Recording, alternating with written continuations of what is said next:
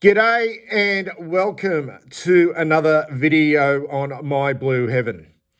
It's their time to shine, the media that is. It all started a couple of days after the grand final, Monday the 2nd of October, and it finished on Wednesday the 18th of October. 13 days it went for, no weekends included in that.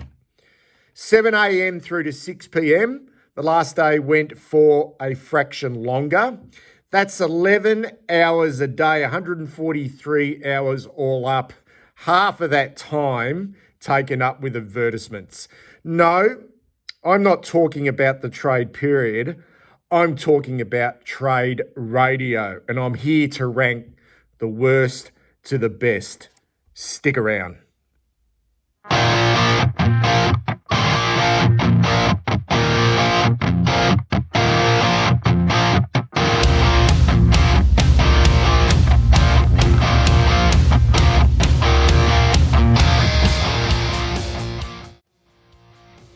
Okay, before I rank from worst to best, let's whip through the 2023 AFL Trade Radio lineup. The early trade with Kane Corns and Brad Johnson, that was 7 a.m. to 9 a.m. For 9 a.m. to 11 a.m, trade mornings with Cam Luke and Adam Cooney. Trade exchange, 11 a.m. through to 12 p.m. with Sarah Ollie and Josh Gabelich. Getable on Trade Radio, 12 p.m. to 1 p.m. Callum Toomey and Riley Beveridge. Trade feed with Sam Edmund and Tom Morris. That went from 1 p.m. to 3 p.m. And the late trade, 3 p.m. to 6 p.m. with Damien Barrett, Phil Davis and Josh Jenkins. All right, let's start from worst to best. We're going to go number 6 trade mornings with Cam Luke and Adam Cooney. There's no doubt that Hutchie would not be paying this duo much at all. In fact, they are the absolute dregs of Hutchie's empire, and I mean the dregs.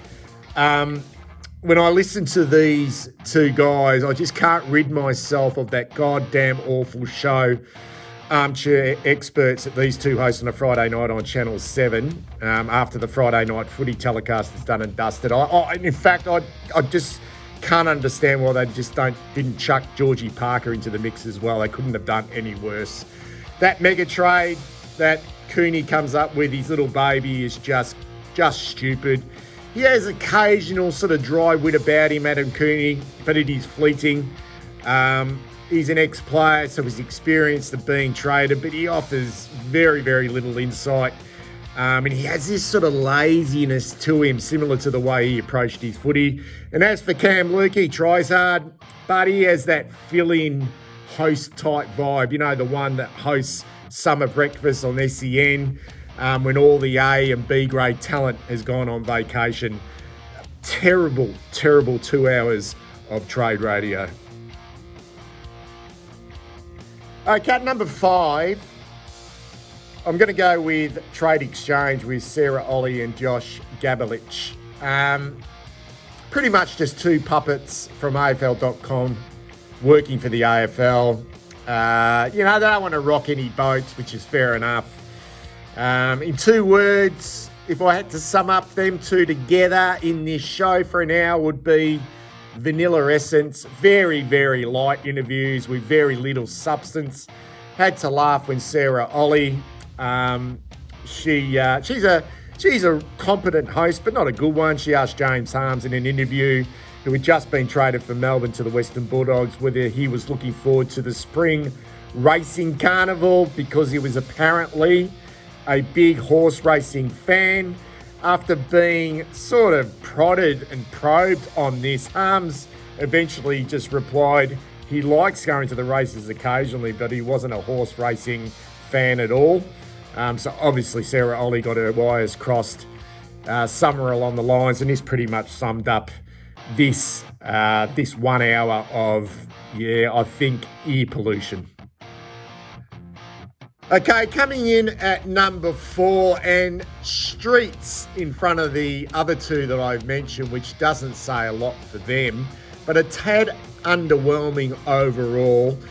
And not sure Hutchie nailed the combination here. I'm not quite sure why these two were together. Understand they are poles apart in regards to their personalities, but why wasn't David King available?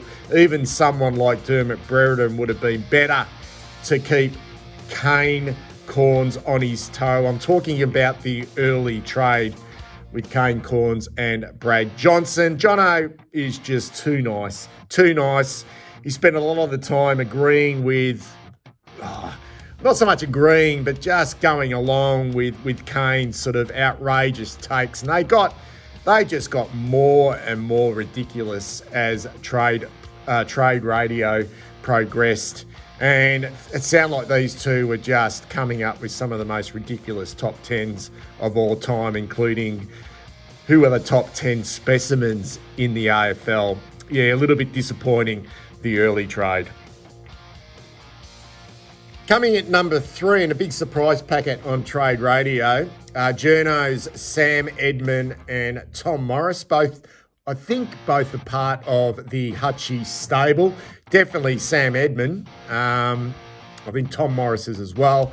Very good balance between fact and opinion, breaking news, etc. Good interview techniques, right questions at the right time. I reckon Sam Edmund is actually a top quality host, a little bit underrated. But a bit of a fence sitter at times. Everybody's mate type of guy, you know, and always talking about his receiving texts and all this type of stuff. And yeah, he just tries to be liked a little bit too much. So he comes across as a fraction vanilla. And I really like Tom Morris. The comeback kid has seemingly worked his way back into the media after a bit of a hiatus. Although he's not as brash and as cocky as he was before his indiscretion. I thought this was a pretty good 2 hours of Trade Radio. Just pipping Edmund and Morris into number 2. Getable on Trade Radio, a couple of other journalists. As mentioned earlier, this could have been, I reckon, 2 hours instead of 1. Felt a little bit rushed at times. I'm talking about Cal Toomey and Riley Beveridge, both lads still relatively young, been at AFL.com for an extended period of time now. So they're nicely settled in. They know their stuff, hard-working, well-researched, decent sense of humour, good intel. I reckon they have lost a little bit of their zing, though, since Mitch Cleary departed from AFL.com and went to Channel 7.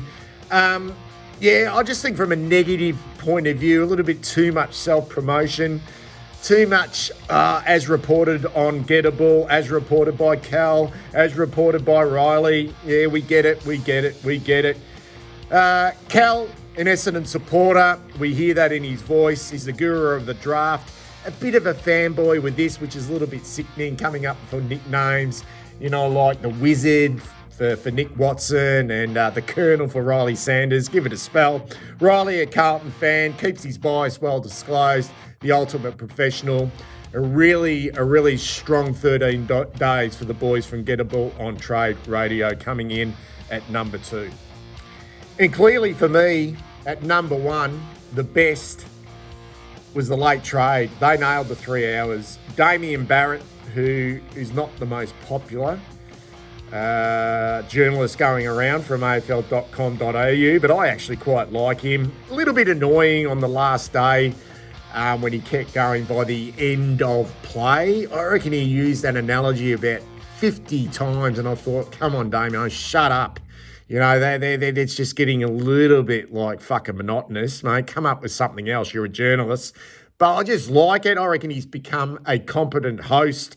I thought the combination with him and the 3 players, particularly Josh Jenkins and Phil Davis, was outstanding. Jack Ziebell as well.